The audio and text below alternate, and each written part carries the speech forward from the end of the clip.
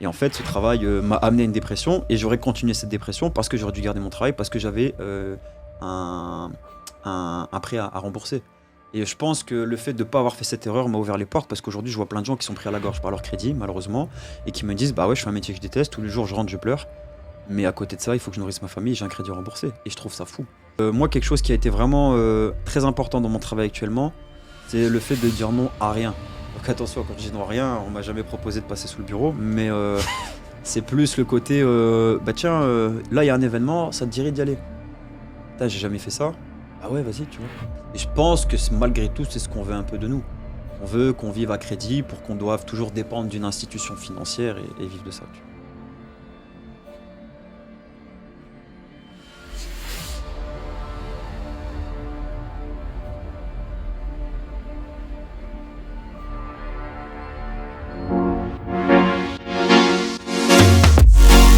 Bienvenue dans ce nouvel épisode. Bonjour. J'aimerais aborder avec toi, Antoine, une thématique qui est la suivante. Comment on peut augmenter ses revenus dans le but d'investir et d'investir principalement en immobilier. Pour nous présenter rapidement, actuellement, toi, tu as le projet d'investir dans de l'immobilier. En ce qui me concerne, je l'ai déjà fait à plusieurs reprises. J'ai un certain nombre d'investissements, je fais aussi des opérations. Et dans le cas qui nous concerne, tu m'expliquais finalement que dans beaucoup de situations, on vend l'idée qu'il est facile d'investir dans l'immobilier en partant de rien, que c'est à la portée de tout le monde, etc. Mais en réalité, on sait tous que, à moins d'écouter des vendeurs de rêves, il faudra avoir un fonds de départ, avoir une certaine épargne, etc. Et donc, dans ton cas, c'est quelque chose sur lequel tu travailles en ce moment. Et donc, je sais que tu as pu mettre en place des choses aujourd'hui qui t'ont permis notamment d'augmenter tes revenus de par ton travail et donc de te permettre plus facilement de pouvoir investir et de te positionner sur des opérations qui seront réellement intéressantes et pas sur le fait d'acheter un immeuble perdu dans une campagne qui va perdre de la valeur avec le temps, mais soi-disant qui te promettrait un rendement qui serait exceptionnel. Et donc, j'aimerais qu'on puisse justement échanger sur ça, sur qu'est-ce qu'on peut mettre en place dans son travail lorsqu'on est salarié, selon toi, pour justement augmenter sa valeur et augmenter donc ses revenus dans le but d'investir.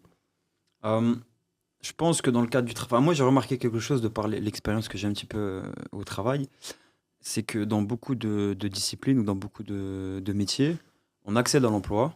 Donc on fait des études pour accéder à l'emploi ou non. Donc on acquiert des compétences. Et malheureusement, une fois qu'on est dans le milieu du travail, on se satisfait de ces simples compétences qu'on a eues à l'école. Et moi, je pense que la première chose, et c'est ce que j'ai fait, peut-être parce que j'avais la passion du travail aussi, mais c'est d'essayer de devenir vraiment indispensable en fait là où tu travailles. Donc la première chose à faire, c'est d'améliorer tes compétences. Parce que moi, je suis arrivé avec un bagage scolaire dans la société qui était vraiment trop peu. Et c'est vraiment par les spécialisations, par le fait de travailler de mon côté, de lire des livres sur les sujets, de moi-même de me former, par les formations aussi qu'on a pu faire, mais vraiment montrer déjà que tu as envie d'évoluer. Parce que j'entends des gens me dire oui, mon patron ne me paye pas de formation. Peut-être que ton patron n'est même pas au courant que tu as envie de te former. Enfin, je veux dire, moi je suis patron, je ne vais pas payer les formations à tout le monde, je vais payer des formations à des gens qui, je sais, vont utiliser ces formations, parce qu'il faut faire des formations pour les utiliser. Donc moi, la première chose que je conseillerais aux gens, c'est de devenir un expert dans votre domaine. Vous êtes architecte, ok, maintenant que vous avez le diplôme d'architecte, sur quoi vous pouvez travailler. Et je pense que par l'expertise que vous allez avoir dans votre travail, forcément, vous allez avoir plus de valeur au travail. Si dans mon domaine, si on est dans une salle de coaching et qu'il y a 10 coachs et que parmi les 10 coachs, je suis le meilleur, bah, c'est normal que derrière, par rapport à mes compétences et à la valeur que j'ai, derrière, je sois payé un peu plus. Donc pour moi, ça, ce serait la première chose, chercher à vraiment devenir un expert dans son domaine et chercher à se former dans son travail si c'est possible, mais surtout en dehors du travail. Il y a un moment, il va falloir accepter de travailler en dehors des heures de travail. Et si vraiment vous exercez votre passion, moi, ça ne me dérange pas d'ouvrir un livre sur le sport, de travailler dessus parce que c'est ma passion. Donc, on avait dit une fois qu'il était intéressant de peut-être s'orienter vers un travail qui vous plaît. Je pense que c'est la première chose. Et une fois que tu es dans un travail qui te plaît, la deuxième chose à faire, c'est d'essayer de devenir vraiment l'expert dans ce domaine. Et donc, selon toi, tu penses donc que c'est impossible, par exemple, d'investir dans l'immobilier, de vraiment gagner de l'argent en ayant un salaire d'une personne qui gagnerait 1500 ou 1600 par mois?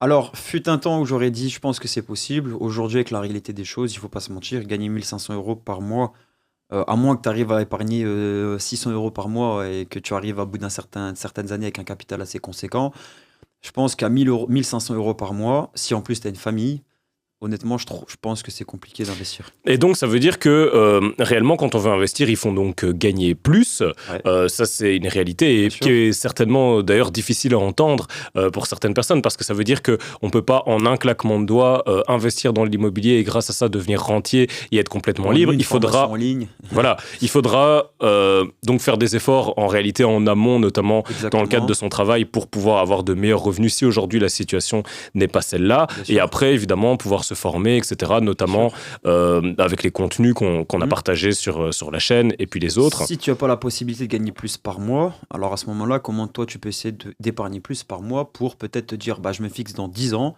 5 ans, peu importe, par ce capital d'investir en immobilier. Parce que Mm. soit tu n'as pas de capital, mais tu as la chance de gagner énormément par mois, et à ce moment-là, il y a peut-être plus moyen, ou soit tu gagnes beaucoup par mois et tu n'as pas de capital, mais bon, il faut toujours il faut au moins Oui, il faut une balance dans les deux. un des deux. Soit beaucoup de revenus par mois, bon derrière, il faut être intelligent, il faut mettre de l'argent de côté aussi, ou bien il faut un gros capital de départ. Mais sans Mais argent, c'est pas capital de possible. départ que dans la plupart des cas, à moins que tu en aies hérité, qu'on te l'ait donné, etc., c'est pas possible Voilà. en réalité de l'avoir. Donc tu peux pas démarrer de zéro. Et Non. donc tu vas avoir besoin d'avoir un flux de revenus qui va Mhm. être issu de ton travail en réalité, qui sera Exactement. comme le charbon qu'on va mettre dans la locomotive et qui te Ouais, bien permettra de sûr. pouvoir faire des investissements de façon régulière et de pouvoir avancer. Mhm. Et en ce qui te concerne, quel a été pour toi justement par rapport à ça, le déclic qui t'a poussé justement à t'améliorer dans ton travail et à te prendre en charge en tant que professionnel, en tant qu'adulte, en tant que tel. Moi, personnellement, le déclic, il est venu à partir du moment où j'ai conscientisé que l'avenir était peut-être pas aussi rose qu'on le penserait. Ma maman a eu quelques problèmes de santé et en fait, tout s'est mêlé dans le sens où, ok, bah là, j'ai potentiellement maman qui a des problèmes de santé, qui plus tard, peut-être que je vais devoir m'occuper d'elle. Et si ça arrive maintenant, bah, je peux pas m'occuper d'elle en fait. Ça arrivera forcément plus tard parce que tout le monde prend de l'âge, la santé se détériore avec les années. Donc il y a un moment où ma mère aura besoin de moi financièrement en fait. Parce que malheureusement, c'est pas sa retraite qui va lui permettre de payer les différents soins médicaux dont elle aurait besoin. Par la même occasion, hein, j'en parle souvent de ce livre, et moi, c'était vraiment le déclic. Je lisais Père riche, Père pauvre. Et en fait, j'avais pas conscience de ce qu'était l'argent. J'avais conscience que. Parce qu'on nous vend toujours l'argent comme quelque chose de. En ce moment, je trouve, on vend l'argent comme quelque chose de tabou.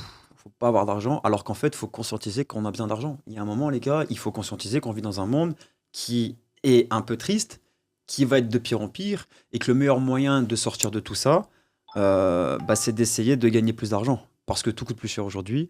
La justice s'achète. Si tu veux, la santé, ça s'achète. Et voilà. Et j'ai conscientisé que financièrement, je pouvais pas juste vivre d'un salaire que quelqu'un me donnait. Et qu'il fallait que moi, j'essaie de construire quelque chose à côté. Et au final, c'est bien parce que ce déclic m'a permis d'être organisé. J'ai pris conscience que l'argent avait plus de valeur que ce que je pensais. J'ai pris conscience que j'utilisais mal mon argent. La première chose que j'ai fait, c'est essayer de mettre plus d'argent de côté. Et le deuxième gros déclic, ça a été une formation. Il y a un moment, j'ai décidé de payer une formation qui m'a coûté quand même 3000 euros. Donc je payais, je l'ai pas payé en une fois, je l'ai payé aux alentours de 400 euros par mois. Mais 400 euros par mois, en plus de ton loyer, c'est quand même un sacrifice. Et le fait d'accepter de faire ce sacrifice a fait que, bah, putain, la formation, elle coûte cher, je vais quand même la faire. Et en fait, dedans, en fait, j'ai pris conscience que il fallait que j'investisse soit dans l'immobilier, soit, mais que je fasse quelque chose dans mon argent et que mon argent perdait de sa valeur quand il restait à la banque. Et cette formation, le fait d'avoir passé le cap d'investir dans de la connaissance, m'a donné envie après d'investir tout court, en fait. Voilà. Ok. Donc, en réalité, c'est le fait, à un moment donné, de t'être formé qui a Ouais. entraîné chez toi un déclic qui t'a amené à aller plus loin et à te prendre Mais davantage. j'ai été formé par quelqu'un qui a une réelle vision du monde et qui m'a pas promis d'être riche par la bourse dans 2 ans. Là, je parle d'investissement et c'est ça aussi qui a fait que ma vision de l'investissement de manière générale est peut-être plus mature que celle de certaines parce que je sais qu'on parle d'investissement, donc 15, 20, 25, 30 ans. Et pas j'achète un immeuble et demain je suis riche. Ça, je sais que c'est même pas ce que j'envisage, quoi. Donc vraiment, ouais, un déclic qui vient d'un constat de la société ou autre et après la formation. Et justement, est-ce que tu as connu dans ton parcours, dans ta vie, des échecs qui t'ont amené justement à cette prise de conscience que tu as aujourd'hui? Euh, Et comment ces échecs, ces mauvaises rencontres, ces mauvais choix, etc., ont permis de te mettre aujourd'hui dans une situation où tu te dis, OK, je dois véritablement être responsable de ma vie parce que tu as vécu des situations qui étaient peut-être plus difficiles pour toi. J'ai pas forcément. Il y a deux choses qui m'ont quand même fait un déclic, c'est que donc je suis en couple depuis quelques années et ma compagne est partie pour le travail dans le sud. Donc j'ai accepté moi qu'elle parte pour réaliser ses rêves professionnels. J'ai accepté de rester ici moi en attendant. Et en fait, bah, c'est la première fois de ma vie que je vivais tout seul. Et on a parlé il y a pas longtemps. Moi, je suis convaincu dans la vie d'un homme, le fait de vivre seul, c'est un déclic et que tu dois vivre seul. Si tu vis pas seul, il y a des choses que tu comprendras pas. Et c'est bête, mais j'ai vécu tout seul et je me suis rendu compte que putain, tout seul, la vie, elle est quand même un peu plus compliquée. Il y a des choses que tu dois faire tout seul, il y a des choses que tu dois payer tout seul. Et c'est vraiment la première fois que j'apprenais à réellement gérer mon argent. Et je me suis rendu compte que malgré le salaire que je gagnais, si derrière je voulais me faire un peu de plaisir, eh ben 2200 € en fait par mois dans la société actuelle, t'es pas riche en fait, t'es loin d'être riche, tu vois. Donc à un moment, je me suis dit, oula, peut-être que j'ai deux solutions. Soit je vis en dessous de mes moyens, mais c'est pas ça qui va me rendre heureux. C'est ça qui va me rendre peut-être plus riche à long terme. Si je veux en plus, moi, vivre mieux, je dois mettre plus d'argent de côté, mais je dois trouver le moyen d'investir cet argent. Et autre chose qui m'a fait, enfin, qui m'a créé un déclic, c'est que justement, avant de vivre seul, avant, je voulais habiter, on voulait acheter une maison, tu vois. Et aujourd'hui, j'ai conscience que cet acte aurait peut-être été le pire choix de ma vie. Le fait d'investir dans une résidence principale, parce qu'en fait, j'aurais été cantonné dans un lieu que je voulais pas, dans lequel je voulais pas être, pour vivre la petite vie qu'on nous vend, métro, boulot, dodo, tu payes ton crédit voiture, tu payes ton crédit maison. Et en fait, j'aurais dû garder un travail, parce qu'avant, j'étais éducateur spécialisé, je travaillais de l'handicap. Et en fait, ce travail m'a amené à une dépression, et j'aurais continué cette dépression parce que j'aurais dû garder mon travail, parce que j'avais un, un prêt à rembourser. Et je pense que le fait de ne pas avoir fait cette erreur m'a ouvert les portes, parce qu'aujourd'hui, je vois plein de gens qui sont pris à la gorge par leur crédit, malheureusement, et qui me disent, bah ouais, je fais un métier que je déteste, tous les jours, je rentre, je pleure. Mais à côté de ça, il faut que je nourrisse ma famille, j'ai un crédit remboursé. Et je trouve ça fou. Et je pense que malgré tout, c'est ce qu'on veut un peu de nous. On veut qu'on vive à crédit pour qu'on doive toujours dépendre d'une institution financière et vivre de ça. Tu vois. Donc moi, c'est vraiment les deux gros. En termes de carrière, c'est ça, tu vois. Parce que des échecs, j'en ai vécu plein, mais qui a trait à l'argent, c'est ces deux-là qui m'ont fait vraiment réfléchir, tu vois. Ok. Vivre seul, moi, ça a vraiment été un déclic. Et j'encourage tous les gens qui l'ont jamais fait à peut-être un moment se dire, ok, j'ai 30 ans, pendant 6 mois, je vis tout seul et je me débrouille, quoi. Et c'est important. Donc, si je résume, globalement, il y a le fait de vivre seul, de prendre conscience eh bien, qu'on est responsable de sa vie. Et donc, il y a cet axe de prise de conscience Exactement. qui se manifeste et qui contribue à se dire, OK, il est indispensable pour moi que je prenne en main mon avenir financier. Et donc, notamment dans le travail, comme tu le dis, chercher à apporter un maximum de valeur par le travail que tu produis pour derrière avoir une rémunération qui sera plus attractive et donc qui t'amène à d'autres opportunités. Et aujourd'hui, au quotidien, quelles sont les actions que tu mets en œuvre chaque jour qui justement te permettent de pouvoir évoluer dans ton travail ou qui t'ont permis de pouvoir évoluer pour justement aller chercher davantage de rémunération, davantage d'opportunités et donc derrière la possibilité de pouvoir investir de façon pérenne et solide dans le temps? Suite à la lecture et aux formations, en fait, ce qui a vraiment créé un déclic, c'est qu'à partir du moment où j'ai acheté cette formation, en fait, j'ai fait un constat dans ma vie. Il y a un moment où, admettons, je fais 8h-16h, l'horaire que beaucoup de gens sur cette planète font. Puis à un moment, tu sors du travail, tu es chez toi, puis tu te mets devant la télé, ou tu vas voir tes potes, ou tu vois. Et puis à un moment, je me suis dit, attends, de 16h jusqu'à 20h le soir, je profite de la vie, je suis devant mon canapé. Est-ce que je pourrais pas justement essayer de rendre ça plus productif, ces heures-là? Donc je dis pas qu'il faut travailler jusqu'à 2h du matin, mais à un moment, je me suis dit, bah voilà, la formation, je faisais 1h30 par jour. Mais c'est 1h30 durant laquelle je me suis senti productif et j'ai senti que je prenais un peu les rênes de ma vie. Et en fait, je pense que les premières choses que moi je fais, c'est des choses toutes simples. Je me suis dit, ok, je suis en week-end le vendredi, le samedi, parce que moi je commence à travailler le dimanche, lundi, ainsi de suite. Eh bien, le vendredi, le samedi, où c'est soi-disant les jours où on est censé rien faire, déjà, je vais essayer de me lever plus tôt. Tout simplement. Donc, me lever plus tôt. Et en fait, j'ai réalisé en me levant plus tôt que moi, j'étais productif le matin. Tu peux pas te rendre compte si tu te lèves pas le matin, tu vois. Donc ça, je me suis rendu compte que j'étais productif le matin. Donc, toutes les choses qui sont importantes à faire, moi, je les fais en matinée. J'essaie de faire ça le matin. Je me suis fixé aussi des lectures. Parce que de base, je suis pas du tout quelqu'un qui est intéressé par la lecture. Parce que je pense que j'étais dégoûté de la lecture par l'école parce qu'on te force à lire des choses que t'as pas envie de lire, donc forcément tu peux pas prendre goût à la lecture. Et en fait je me force pas, mais je me donne minimum 20 pages de lecture par jour. Euh, Un truc qui a rien à voir avec le monde du travail, mais à côté de ça, je m'autorise tous les jours d'avoir au moins 1 heure et demie pour moi. Ça peut être 1 heure et demie où je suis dehors, ça peut être 1 heure et demie où je suis à la salle, mais il faut avoir absolument un temps pour soi. Parce que malheureusement, j'entends beaucoup parler de il faut travailler tard la nuit, il faut se lever tôt, mais derrière, on oublie le bien-être de la personne, tu vois. Et je pense que pour être productif et gagner de l'argent, il faut aussi être en bonne santé, tu vois. Tout va de pair. Et après, ce que j'essaie de mettre en place aussi, c'est d'essayer de me fixer, plus dur à faire, mais c'est de me fixer des objectifs par journée. C'est-à-dire que j'ai des choses à faire. Beaucoup de gens fonctionnent avec des to-do list, mais le problème des to-do list, c'est que ta to-do list, elle passe de 3 à 500 choses à faire sur la journée.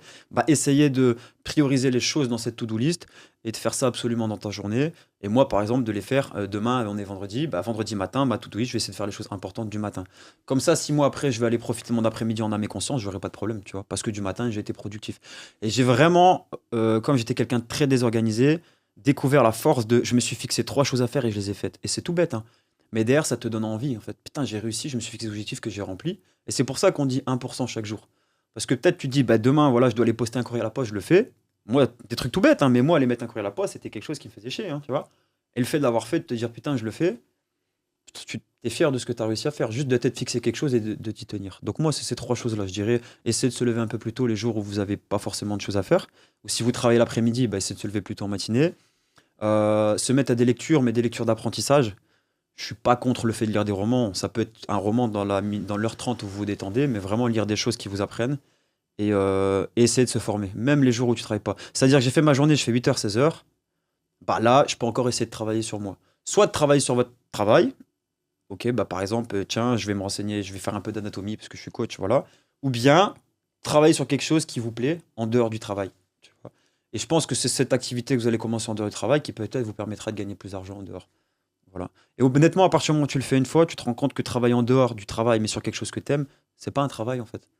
Ça reste un. Moi, je prends ça comme un passe-temps, honnêtement. J'ai pas les pieds de plomb quand le matin je me lève, je me dis, allez, je me mets 1 heure sur la formation. Parce qu'une fois, j'entends une phrase qui est vraie, il me dit, t'as pas la sensation de travailler quand tu te lèves pour faire de l'argent. Et ça, c'est vrai. Tu vois. Quand tu te lèves et que tu dis, ok, là, je vais essayer de travailler 1 heure sur quelque chose qui, moi, va m'amener de l'argent en dehors de mon travail, c'est une autre saveur, tu vois. C'est une autre saveur. Donc voilà. Et comment tu vois justement les opportunités dans le travail? C'est-à-dire Mhm. que parfois certaines personnes disent, OK, moi dans le travail dans lequel je suis, j'aurais beau me former, j'aurais beau devenir meilleur, etc. J'aurais pas d'opportunité et ça me permettra pas de gagner plus. Et donc, en réalité, justement, se tourne vers peut-être des solutions miracles où avec une baguette magique, tu pourrais obtenir des résultats parce que de par leur travail, ils ne voient pas de perspective d'amélioration et d'opportunités. Qu'est-ce que tu penses de ça? Je pense que d'abord, le problème est dans la mentalité. C'est-à-dire qu'à partir du moment où toute ta vie, tu dis de toute façon, mon travail, j'aurai pas d'opportunité, le destin fera que si toi-même tu crois pas aux choses, l'univers fera pas. Enfin voilà, moi, tu sais comment je fonctionne, mais si tu crois pas, c'est comme si tous les jours, avant ton examen, tu te disais, je vais le rater. Tu vas rater ton examen, parce que psychologiquement, tu te mets cette barrière, tu vois. Donc déjà, s'enlever ça de la tête. 2 choses. Si vous faites un travail dans une société où vous sentez que vous n'avez pas la possibilité, vous n'avez pas la reconnaissance d'un patron, faites ce même travail, mais ailleurs. Peut-être que vous allez trouver une société qui aura les mêmes valeurs que vous et qui saura voir le réel potentiel que vous avez. Moi, aujourd'hui, je suis dans une société où on m'a proposé des choix, on m'a donné des initiatives et des possibilités auxquelles que j'ai acceptées, tu vois. Là où dans mon ancien travail, je me suis investi quasiment autant qu'ici, on m'a jamais donné l'occasion d'évoluer, tu vois. Donc je pense que des fois, vous êtes juste pas au bon endroit, vous faites la bonne chose, mais peut-être pas au bon endroit. Voilà. Et après, je pense que moi, quelque chose qui a été vraiment très important dans mon travail actuellement, c'est le fait de dire non à rien. Donc attention, quand je dis non à rien, on m'a jamais proposé de passer sous le bureau, mais c'est plus le côté, bah tiens, là, il y a un événement, ça te dirait d'y aller. Putain, j'ai jamais fait ça. Bah ouais, vas-y, tu vois. Parce que déjà, ça montre au patron que, ah lui, il en veut, je peux lui proposer ce qu'il veut, il en veut. Et je trouve que c'est un gage de qualité. Parce que ça montre que vous êtes capable d'apprendre dans différents domaines. Donc moi, je suis coach sportif, mais j'ai fait un peu d'événementiel, on a organisé des choses, tu vois. Là, aujourd'hui, je suis sur un plateau de podcast. Et avant ça, on m'a proposé, j'aurais pu dire non. Si j'avais dit non, je serais pas ici aujourd'hui. Et peut-être que parce que j'ai accepté cette opportunité de dire, vas-y, tente un truc que tu sais pas faire, peut-être que ce podcast, il va m'offrir une opportunité dans ma vie. Et si j'avais dit non, bah peut-être que ça ne me serait jamais arrivé. Donc je pense jamais dire non à un défi, pas à des tâches ingrates. Attention, il faut savoir dire à un moment, on me prend pas pour un con, tu vois. Si on te propose d'aller nettoyer les toilettes, je pense que dans ta carrière, ça va pas t'apporter une plus-value. Mais si à un moment, on te propose de sortir un peu de tes facilités, de ton confort, faut accepter. Parce qu'une fois que tu as dit oui, tu n'as pas le choix d'être prêt le jour J. Et en fait, tu vas te rendre compte que tu es capable de surmonter plus de choses que tu ne le crois. Donc voilà, n'ayez pas peur de dire oui aux défis qu'on peut vous donner, même si c'est pas vos compétences. On apprend jamais mieux que quand t'as pas le choix d'être prêt pour le jour J, quoi. Voilà. Et est-ce que dans ta carrière professionnelle ou personnelle, tu as eu des rencontres, des moments particuliers qui justement ont une influence sur toi et qui t'ont permis indirectement, parce que on est chacun responsable de nos propres actions, mais de par les rencontres, de par les échanges, d'avoir justement des opportunités, des changements d'état d'esprit et qui t'ont amené aujourd'hui à avoir davantage de résultats et à être la personne que tu es? Je me suis rendu compte qu'à l'époque où j'étais éducateur, j'étais beaucoup avec des gens qui étaient défaitistes. Voilà, on a un travail de merde, on gagne bien nos vies, mais c'est de la merde. Et en fait, comme tu le dis très bien, comme on le dit souvent, tu es la moyenne des 5 personnes que tu côtoies. Comme je côtoyais que des personnes qui travaillaient, qui après rentraient chez eux avaient envie de rien faire parce que le travail psychologiquement nous usait, j'étais un peu dans ces eaux-là. Moi, à l'époque, il fallait même pas me parler d'investissement ou d'ouvrir un livre en dehors de mon travail parce que mon travail m'épuisait tellement que j'avais qu'une envie, c'était rien faire. Et en fait, le patron chez qui j'ai travaillé chez Dice était quelqu'un qui avait quand même pas mal de projets, qui a fait beaucoup de choses. J'ai intégré un club d'affaires par mon travail. Donc, c'est un endroit où en fait, il y a des entrepreneurs de chaque corps de métier et chacun présente son activité. Et le but, en gros, c'est de s'aider un peu mutuellement. Et en fait, j'ai commencé de par ce travail à m'entourer de gens qui étaient entrepreneurs, qui avaient des projets. Et en fait, il y a un moment où tu es au milieu de tous ces gens-là et tu te dis, moi, qu'est-ce que je fais, tu vois? Parce que quand tu entends tous les jours que les gens ils te disent, je suis épuisé parce que eux ils se travaillent, mais qu'à côté, ils essaient de faire des choses pour essayer d'avancer dans la vie. Toi, il y a un moment, tu te dis, attends, moi, je me plains parce que je finis ma journée de travail, mais à côté de ça, de 16h à 22h, je fais rien de ma journée. Je peux pas me plaindre de pas avoir la vie que je veux. Parce qu'autour de moi, les gens qui ont la vie que je veux, ils travaillent pour l'avoir, tu vois. Et en fait, c'est ça, c'est ce déclic. Et je pense que, honnêtement, on n'en parle pas assez, mais les gens qui t'entourent c'est primordial. Primordial. Vraiment, il faut s'entourer des bonnes personnes. Donc, je dis pas si, en fait, il y a un moment, il faut accepter de peut-être plus traîner avec certaines personnes, tu vois. Mais moi, vraiment, le déclic, ça a été de côtoyer cette personne qui avait beaucoup de projets également pour lui et également pour moi et pour les gens qui l'entourent. Et ça a été vraiment un game changer parce que je t'ai dit, j'étais entouré de gens qui se satisfaisaient de leur petite vie, donc je leur en veux pas. Mais voilà. Et aujourd'hui, ces mêmes personnes qui ont fait leur bout de chemin, que je revois beaucoup moins parce qu'on a nos vies de famille, bah, ces personnes aujourd'hui me parlent d'investissement parce qu'elles ont fait leur bout de chemin aujourd'hui. Et en fait, je me rends compte que maintenant, on est le même cercle d'amis, mais avec les mêmes volontés. Et je sens qu'on se porte tous vers le haut. On est autour d'une table, on parle plus de filles ou de sorties, on parle d'investissement, tu vois. Donc quand tu rentres chez toi, tu as envie de te dire, tiens, j'ai parlé de ça aujourd'hui, bah, je vais aller travailler un petit peu. Et honnêtement, une chose que je peux dire qui est très importante, j'ai la chance d'avoir une compagne qui me suit dans tout ce que je fais, tu vois. Et c'est important. Parce que moi, je connais des couples où, que ce soit la femme ou l'homme, qui ont des ambitions démesurées, mais la personne avec qui partagent leur vie n'ont pas cette ambition. Et t'as beau dire ce que tu veux, et à un moment, tu passes, je sais pas, 8, 10, 12 heures, ça dépend ce que tu fais, avec cette personne-là. Si elle n'a pas envie, elle va te tirer vers le bas, je suis désolé.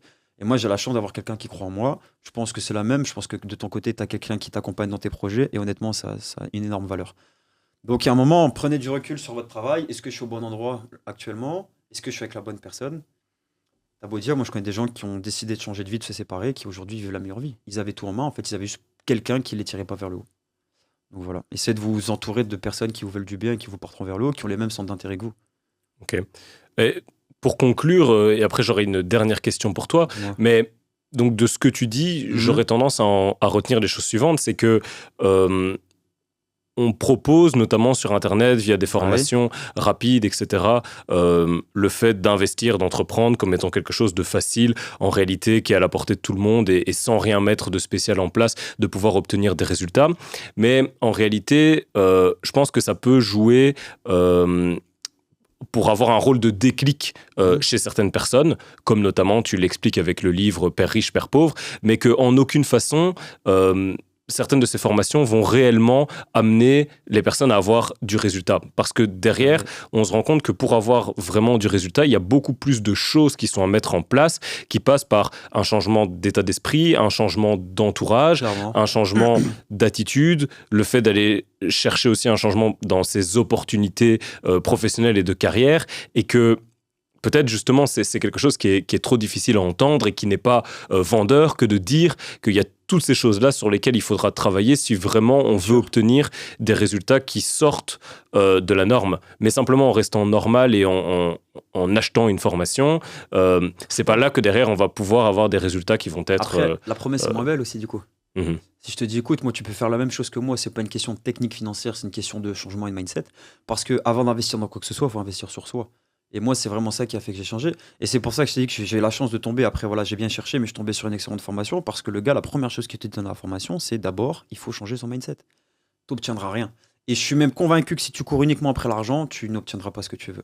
L'argent ne vient pas à toi, l'argent il viendra à toi quand tu auras le mindset nécessaire. Donc je suis entièrement d'accord pour toi de dire que avant d'acheter vos formations et de penser que vous allez devenir riche avec vos formations, il faut d'abord se dire, ok, qu'est-ce que je dois changer? Parce qu'il y a des changements à faire. Vous devez d'abord changer vous devez changer vos habitudes, vous devez changer votre vision des choses et du monde. Et après, ce changement va induire des actions.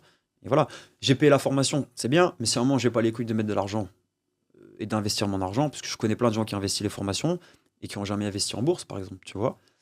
Et le pire, c'est qu'à partir du moment où tu le fais une fois, c'est comme si tu passais un cap et que c'était parti. Mais clairement, le premier changement dans ce que je viens de dire, c'est le changement de soi, de sa façon de voir les choses d'essayer de combattre ses croyances limitantes, comme il parle dans la formation. Et c'est très important ce mot, croyances limitantes, parce qu'on en a dans tous les domaines. Que ce soit dans notre vision du couple, dans la vision du monde, sur les choses. Nous, on le voit dans les gens qui ont une vision du sport, qui arrivent chez nous, qui se rendent compte que, en fait, c'est pas ça du tout. Donc voilà, changez vos croyances, changez-vous, investissez en vous, en vos formations. Mais avant de vous former sur un domaine, formez-vous d'abord sur le mindset, sur votre état d'esprit. Et après, il y a des choses qui vont découler sans que vous en rendiez compte, vraiment. Ma dernière question, c'est Ouais. et si vous avez justement une question pour Antoine, n'hésitez pas à la poser dans les commentaires et Antoine pourra vous répondre directement. Moi, ma dernière question, c'est Antoine, justement, pour les 6 prochains mois, quels sont tes projets principaux et les choses sur lesquelles tu comptes travailler et qui sont importantes pour toi? En termes de projet personnel, c'est vrai que j'aimerais beaucoup me lancer dans l'immobilier, chose que j'ai pas encore faite. Pour l'instant, je suis qu'à un stade où j'essaie d'apprendre un petit peu. Je pense que le blocage n'est pas que financier, parce que comme on le disait, si un moment, à partir du moment où tu as le mindset, tu donnes les moyens, tu trouveras l'argent pour investir. Mais j'ai besoin de prendre encore confiance en moi, parce que mine de rien, contrairement à ce qu'on vous dit encore une fois, l'immobilier, ça reste du travail, ça reste de C'est l'organisation, beaucoup d'argent aussi. c'est beaucoup d'argent. C'est des sommes peut-être par rapport auxquelles on n'est pas confronté Ouais, je pense qu'ils n'ont pas idée, quotidien, ils ont pas etc. idée que l'immobilier, ça coûte de l'argent, hein. Enfin, je veux dire, vous lancer dans l'immobilier sans avoir au minimum 10 000 euros de Et puis côté, même, c'est compliqué, c'est tu vois. surtout, je pense, le fait de prendre une dette sur toi. C'est-à-dire que Exactement, tu commences, peut-être exactement. tu as l'habitude de traiter, et ça c'est quelque chose qu'on dit pas assez, mais avec quelques milliers d'euros au quotidien, pour voilà, la plupart des gens qui gagnent 2, 3, même 4 000 euros, ça reste toujours quelques milliers d'euros. Peut-être d'avoir de l'épargne, même de 10, 20, 30, même 50, 60 000 euros. Par contre, quand tu viens parler d'immobilier, on parle très souvent en centaines de milliers d'euros. Et donc, il y a voilà, il y a des enjeux financiers qui sont quand même importants. Exactement. Et c'est la raison pour laquelle, justement, à mon sens, il faut être bien formé, bien accompagné et pas simplement avoir suivi des formations qui vont juste te donner un déclic, mais réellement qui vont t'apprendre des choses avec des gens qui ont une réelle expérience sur le terrain. Parce qu'on prend un risque financier qui est réel et où on parle en centaines de milliers d'euros et qui peut être désastreux si ça a été mal géré. Exactement, parce que la différence entre l'immobilier et la bourse, moi je mets de l'argent en bourse. À partir du moment où l'argent est en bourse, l'argent va fluctuer comme la bourse fluctue. Je peux rien faire. Par contre, l'immobilier, l'argent que je mets en immobilier, le fait que cet argent va me rapporter quelque chose, ça dépend uniquement de mes actions. Et pas que du marché comme on pourrait le faire croire, tu vois. Ça dépend de Et il y a de comment je vais l'argent être que tu n'as pas. organisé, bien sûr. Parce que tu prends une dette de 200, 300 000 sûr. euros, Bien c'est sûr. de l'argent que toi, tu n'as pas. Donc, Bien si sûr. tu t'es planté, Mhm. il faudra rembourser une partie. Exactement. Et je sens que pour l'instant, je suis pas encore apte à ça. Et donc, mais c'est un projet, hein. C'est vraiment un projet. Donc, le marché de l'immobilier, parce que j'ai conscience que c'est un levier énorme. Et donc, encore une fois, pour le futur, pas pour être riche demain. Et autre projet, bah, ça serait de poursuivre cette expansion qu'on aimerait mettre en place, quoi. Et je pense que cette expansion, j'ai besoin d'abord de savoir que là-dedans, je suis bon. Et que ça, j'ai réussi pour après me dire, OK, t'es capable de faire ça. Et voilà. Parce que la vie, vraiment, enfin, en tout cas, moi, je fonctionne comme ça, hein. Malgré ce que je peux montrer, je suis pas quelqu'un qui arrive avec beaucoup de confiance en soi. Le fait qu'on m'ait donné de la confiance et que derrière, je me suis dit, putain, en fait, on m'a donné de la confiance et je vaux quelque chose. Bah, petit à petit, tu commences à prendre plus en plus confiance en toi. Et les investissements, tu as besoin d'avoir confiance en toi. Si tu investis et tu n'as pas confiance, c'est un peu compliqué. Donc voilà, mes 2 projets, me lancer dans l'immobilier, location, achat locatif quoi, de biens.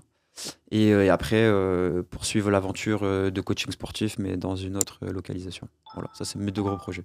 Ok, Vraiment, personnels. Pas super. d'enfant, je suis pas pressé, désolé madame. C'est tranquillement. Voilà. Ok, super, merci Antoine. Merci à toi. Voilà, si l'expérience d'Antoine vous a intéressé, les conseils qu'il a partagés, etc., mettez un like ou posez vos questions en commentaire. Et nous, on se retrouve pour un prochain épisode. Ouais.